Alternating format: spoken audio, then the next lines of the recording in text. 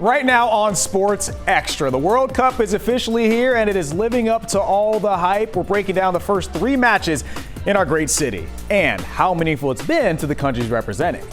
You know, even when my mom, my son, people who believed in me, I was so emotional thinking we were playing in the World Cup, sold out, South Africa against Edge. Never thought as a kid I'll be here, scoring even that goal. It was a cherry on top. So I was emotional and yeah, man, you know, it's a dream come true. I'm living my dream as a kid from Bethlehem. I know everyone back home is happy. Man, how special is that? And by the way, outside of the World Cup, we had mandatory minicamp. The Braves had a massive series at home. Dream of shooting lights out. Oh yeah, the end of the NBA draft is this week as well. Summer is officially here, and so is Sports Extra, and it starts right now.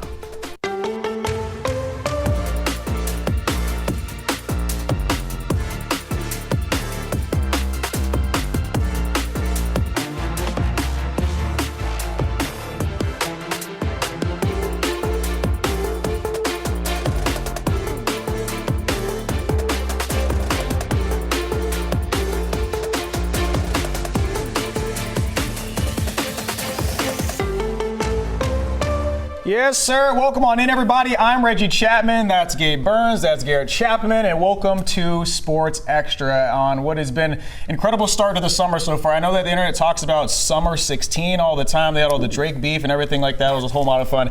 I'm willing to push the agenda that Summer 26 is going to be even better. It's been a great start, Gabe. How fun has this been so far? This has been so cool, man. I mean, obviously, you know, we've got plenty going on locally, but the World Cup being here, we've hosted so many huge sporting events in the city. I mean, this is so unique and so different from anything else, man. It's been awesome to be part of. Garrett, it's also been pretty warm outside. How are you doing? I'm a little too pale, man. I get a sunburn from a full moon, man. So it's kind of warm.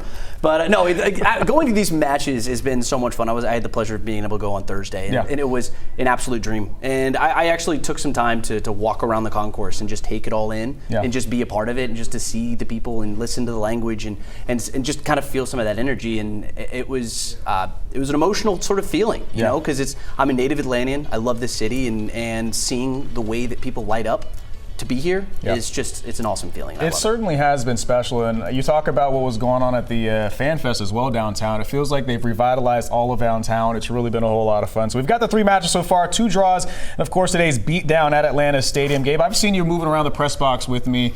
Your early takeaways from these first 3 matches and what has been like having this in the city and these incredible matches as well? The energy, the culture. It is, like I just said, it's so different from anything. It's different from a big Falcons game. It's different from, obviously, an SEC championship, a big United game. It is just so special to see. It's obviously something that's extremely rare for our country, and it's unprecedented for our city. So it's just awesome, man, to see the passion and the pride that these people have. To see obviously some tremendous talent come through here. I know we're going to get into some of that talent. I mean, again, man, I think we're all very fortunate to just be there to see this and be part of it. And I'm really glad that Atlanta's on the map at a point that they would be an obvious, not just a city to do this, but an obvious candidate to do this. And they've seemed like they've done a really good job as well. I mean, we've seen a lot of incredible events that you've mentioned that are coming to town. It feels like Mercedes-Benz Stadium or Atlanta Stadium has been ready for this moment for a long time. Now, I've got some notes here. Garrett, your LinkedIn says you won a football championship at Lovett High School. So Lovett School, yes, sir. Yeah, so you know how to know what it's like seeing some big moments. Yeah, sure. What has it been like seeing these big moments here in town? And, you know, as a high-pressure individual like this, I mean, to be able to see this on this stage, I mean, it's pretty awesome. It's pretty fantastic. Deep cut, by the way. Come nice on cut. Shout out to LinkedIn, baby. We're supporting sponsors. Shout out Mike Muschamp and the Lovett Lions over there on the riverbank. Come on. Hey, man, it is really cool. How about one of the biggest, I don't want to say it's an upset necessarily, but shocking results. Yes.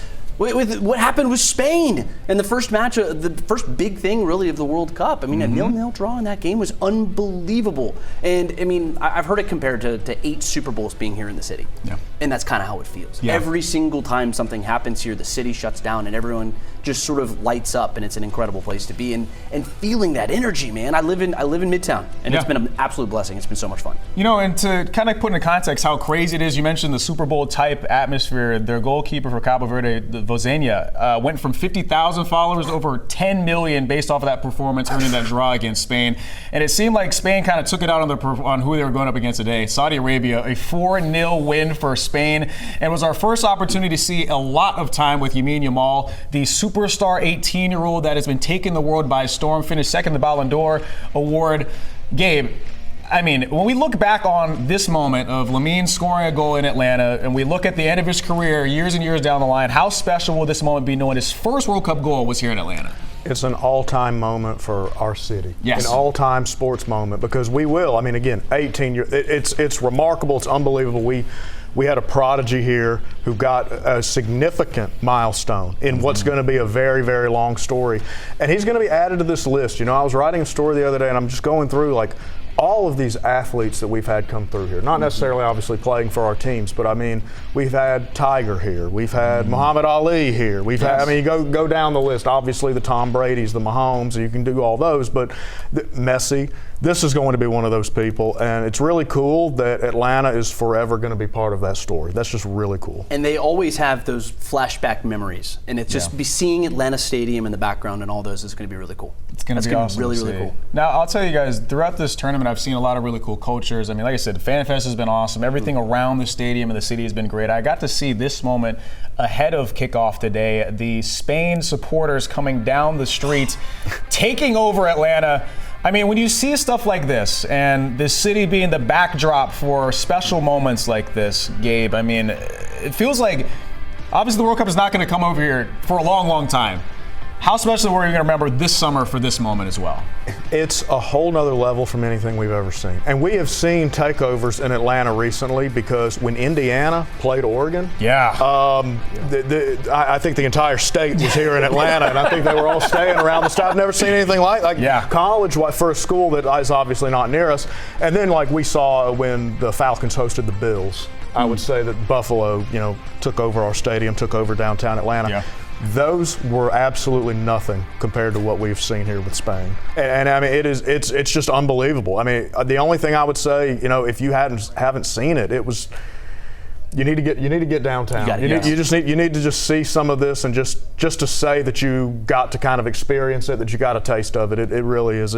It's hard to describe. It's in your face, and it is everywhere in and around our city, so make sure you guys take advantage. Now, unfortunately, it looks like we're not going to see the U.S. men's national team come to town. We did get a chance to see them play a couple of friendlies leading up to the World Cup.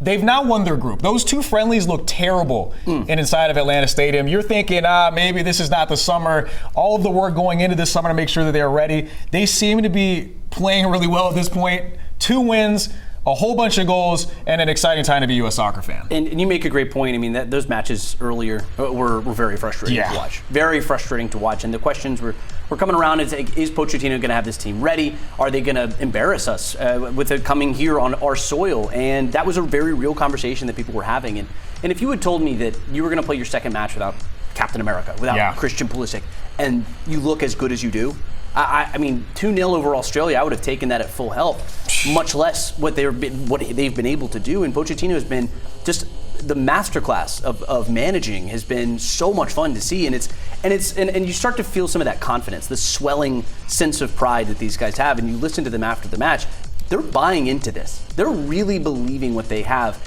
that they have the home cooking, that they have this home soil, and it actually gives them an advantage, really for the first time in international competition. They've never had something like this before, and I don't think that I've ever heard that level of confidence coming from a soccer player from this country. It's crazy, too, because you start looking at some of these stats. They haven't won 2 games in a row since, 1930. They haven't. Their record over the course of an entire World Cup is 7 goals. They already have 6, and so it makes you start to believe, hey, maybe this team can win the World Cup. Gabe, am I leaning too much in this? Very quickly, yes or no, can they win it all, and should we be drinking the Kool-Aid? World, watch out. France, watch out. Spain, watch out. Let's do this. Let's do it. Let's do it. We're saying it on this show, and if we're wrong, we'll delete the footage. Don't even worry about it. All right, guys. Coming up after the break, we're talking about the Braves, a team that's been up and down over the course of the last couple of weeks. A big series win this weekend. Breaking it down next. All right, welcome back, gamers. This is Sports Extra. Braves with a massive series win over the Brewers this weekend before they had lost 7 of their last 8, so it feels really good getting some wins at home. Both of the wins, super dramatic. So we're going to break it all down. Garrett and Gabe still alongside me. Braves lose Game 3 today, not able to come back like they did for the rest of the series, but Game 2 and Game 1 were insane. We'll start with Game 2. Ozzie Albies, 2 home runs, including the walk-off winner in the 9th inning. Ozzie has had over the last couple of years dealing with injuries. There's been some up and down stretches. It feels like he's back in all-star caliber level game. You know, there was a point last year that he was struggling that we were asking, are we sure they should just pick up this option? Which it was so cheap and so favorable. It was always pretty much like, yeah, they probably will. But now he's looking like a bargain again. Now he's looking like the guy you expect him to be. And I know that he's probably just feeling so refreshed because these last couple of years, the questions that we've peppered with injuries, his contract, all this, last year was hard on basically everybody. But now to see him looking like this again, to see him as a big part of this team, he's certainly worthy of earning an all-star spot if that winds up being the case. But man, good for him to have that moment. Good. There's so much that's going right for this team. I mean, obviously you can look at what's happening in the rotation. You can look at Austin Riley, and there's concerns. But Ozzie being back to kind of what you expect him to be, and this renaissance that he's had is a major piece of this team's success. He's top 4 in the majors for second baseman in home runs, hits, and RBI. So, I mean, he's doing everything at the plate, and he's always been a good fielder at second. So it feels like it's all clicking at the right time for Ozzie, for a team that, with all these injuries, both the rotation, like you mentioned, as well as players in the positions, it feels like it's a big spot for him. Now, mind you, Game 1, though, maybe one of the craziest baseball games I've seen in a long time. So much so I had to do like a minute and 15, minute 30 highlight. And for people who don't know how TV works, that's a really long time. So much happened as they faced off with Jacob Misiorowski, who had been incredible, had not given up 2 runs in 2 months. And yet, one swing of the bat from Reggie Chatman got it done. They needed it, and the Braves definitely needed it. I mean, like, this is a team who was floundering, or at least by their standards, losers of 7 of their last 8. I mean, we can go through all the numbers with it, but it was a team that kind of needed a little jolt in the arm. They needed that little spark, and I think they got that in a big way. And who better to give it to you than Mauricio Dubon? He has been that guy. And I was looking through some of his leverage stats. So his low leverage stats are actually when he's at his worst, and he gets better and better as it gets tighter and tighter, and the gotta have it plays. He is the dude that you want to have at the plate every single time, and that's what he's been all season long. And I don't see him slowing down anytime soon. And the fact that he's doing all this, kind of keeping this team with so many injuries together as well. The fact that he's a Swiss Army knife and can play anywhere in the field, between you throwing him out in the outfield, having to play shortstop with guys out, he has been a major piece and a guy that they traded for just for Nick Allen. It's somebody that people keep bringing up all the time. No disrespect to Nick Allen, who I was a big Nick Allen guy, but Mauricio Dubon, a major pickup. Now, we mentioned some of these injuries, none bigger than to Ronald Acuna Jr. The hamstring once again causing him problems, the same hamstring that caused him problems early in the year that caused him to miss some time. As this team is looking to keep him out of the lineup for a little while, Gabe, how do you want the Braves to handle his progression, working his way back into this lineup, and how long would you like to see him out, I guess? Well, I mean, first of all, this stinks. He's a guy that, we know what he's capable of if he can stay out there for 150 games. Yeah. Okay, we know what this is. The Braves are in a position where they have to be extremely cautious with him. And they're afforded that because of their place in the standings, right? I mean, there's not a sense of urgency. You're not trying to chase anyone down, and they're not going to think that way. They're not going to talk that way, nor should they. But from our standpoint, talking about it, and you're going to have to be careful with him. My thought at this time, and he's not going to be out until October. My only concern is let's get this guy full go for the postseason. And again, he's going to be back before then, but that's the only thing I'm thinking at this point. Like, I've got to have him full go. I don't want to risk him missing any more time, and we'll see. I mean, this team has done, honestly, we talk about the injuries last year and how they derailed the Braves. Correct. They have done a very nice job overcoming them this year. Baldwin, you can go through the list of guys. As the season progresses, though, and we're seeing it with the rotation, it does add up. So I'm interested. They're going to need to stay healthy, but I'm interested to see how they continue to handle a lot of this. It'll be interesting to see how they hold up with Spencer Strider out of the lineup or out of the rotation as well. He went on the 60-day IL as well. All right, coming up, we've seen the last of the Falcons until training camp. We've got our biggest takeaways from mandatory minicamp after the break. All right, welcome back. Reggie, Garrett, and Gabe. This is Sports Extra, and we're talking about the Falcons. And once again, quarterbacks seem to be having all the headlines as minicamp is now in the books. Garrett, we'll start with you, though. Outside of the QBs and outside of that competition, which we'll talk about in a second, what was your biggest takeaway from the offseason for this group that's had so many changes both in the front office, the coaching staff, and on the field? How about a former quarterback, Matt Ryan? He is on the practice field. He's playing reps as a practice squad quarterback, basically. And it looks good. He's still got it. He's still got it. And I mean, we've seen him on many different occasions down there on the field, and he's involved. You see his fingerprints all over the organization, whether it's the draft room talking to Ian Cunningham or on the practice field talking to Kevin Stefanski. And it's not like an overbearing presence, but it feels like it's like a jolt of confidence, if that makes any sense. Yeah. It's a calming presence that exists right there. And just aside from Matt Ryan, Kevin Stefanski and his influence here, you're starting to feel some of that accountability, I think was the word that I'd heard thrown around a good bit. Michael Penix will talk about the quarterbacks, but the way they're working on footwork, the way they're going over old film with Alex Van Pelt, talking about Bill Walsh and all this other stuff, it's just really cool. And Kevin Stefanski, you could start to see some of that influence there too. Yeah, and so it feels like there's some intentionality with how they're kind of doing things at practice, and it seems to be starting to seep into a lot of these guys as well. The first couple practices we have seen with James Pierce Jr. back with his team 4 months after his arrest. Gabe, a lot of question marks as to what his future looks like, what the NFL is going to do suspension-wise. He's back with the team now. How do they, handle him, his workload at practice, how they're doing things, not knowing exactly how he'll fit into the picture in the season? Yeah, you just have to wait to hear from the league. And there's a process that's unfolding here, and you're just waiting, honestly. You don't know. We assume that there's going to be a suspension. I feel like that's a pretty safe bet. We do not know when that's going to come. We do not know how many games. And with the NFL, frankly, you just never know what type of suspension is going to be dealt out, regardless of what somebody did or didn't do. So we'll see. But to piggyback off of what both of you guys were just saying too, the accountability thing is evident. Mm-hmm. And this is early. There's only so many takeaways that can be had, but it feels, when they hired Matt Ryan, we talked about credibility. We talked about bringing almost an adult in the room, someone who can reestablish. It feels like a professional organization again. That's how it starts. And I'm not saying they're going to be any good this year even, but that's how it starts. And I do feel like having Matt there and the direction they're going, I think that they're starting to figure this out. All right, we got about 1:15 left in this block, and you mentioned Matt Ryan, so let's talk about quarterbacks right now. We'll get into them. Garrett, we'll go first. We'll have your impressions on Michael Penix Jr. It feels like that would be the guy the Falcons want to win this job, considering how much cheaper it would be to have him be the quarterback of the future, at least for the next couple of years. Your impressions of Mike so far as he's coming off this ACL? Not ready. He's just not there yet. He's not healthy. And I think that's really the message that we got to convey here is he's just not ready to take snaps as a starting quarterback right now. He looks good, and I think that it's changed the perception of kind of where fans expected him to be, right?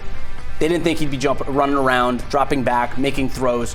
He's a little bit further on than I think fans think, but he's not ready for full team stuff, and until that happens, it's a moot point. Well, in that case, does that make it easier for Tua to potentially get this job? What have you seen from him, and do you think he's taking advantage of the fact that he can still go full go, or is it because they're not in paths, it doesn't really matter at this point? Yeah, it's a mix of all of that, but I will say Tua's a guy who in his career, when he's healthy, he's proven capable of being a distributor. He can get the ball to your speedsters, he can get the ball to your playmakers, and he's a guy who's got a track record. I know everyone kind of just makes fun of him and insults him now. Yeah. He's a guy with a track record. He's got a lot of pride. He was with an organization that, despite paying him a lot, clearly didn't believe in him anymore. The coaching staff, everybody from the top down lost faith in him.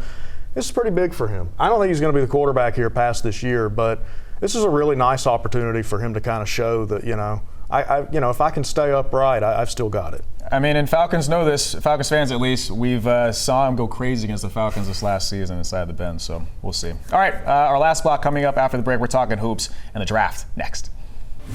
All right, welcome back, everybody. It's our final block, and we're talking about ball. Dreams winners of 5 of their last 6 after losing the Fever earlier this month. They've beat the Fever twice this week. Gabe, Angel Reese made history in the game yesterday, for quickest to 1,000 rebounds in the WNBA career history. Is she the biggest difference in what has been a difference for this team, and why has she gotten such a bad rap over time when she's really been hooping? Yeah, really. She's and look, a lot of these stars coming from LSU. You guys should be proud. I mean, right? look, where's this camera at, man? Let me get in here. I mean, we're talking about the Tigers, baby. I mean, look, the star power. This is the WNBA team Atlanta deserves, man. I was talking about getting down to downtown Atlanta and seeing the World Cup, and that's just something. This team, go see this team. Yes. See this team play, man. This is cool. I mean, this is.